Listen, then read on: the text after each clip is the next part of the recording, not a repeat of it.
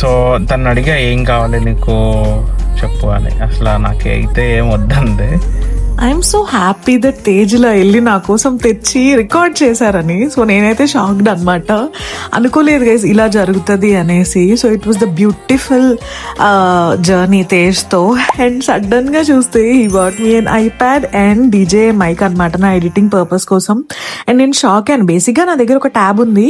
So అదేంటంటే Samsung అనమాట S9 last ఇయరే కొన్నారు. సో తేజు వాడుకుంటాను అని అన్నారు అది. బట్ నాకు ఇప్పుడు యాక్చువల్గా ట్యాబ్ అవసరం లేదు, నేను కొందాంలే కావాలంటే తేజు కొనిద్దాం అని అనుకున్నా. బట్ రిటర్న్లో నాకే తెచ్చి సర్ప్రైజ్ చేశారు ఇది నీకే అని.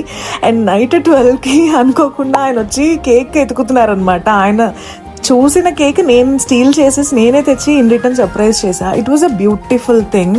అండ్ మాకు చాలా కామ్గా అలా మేమిద్దరమే ఉండడం with a baby is really a blessing.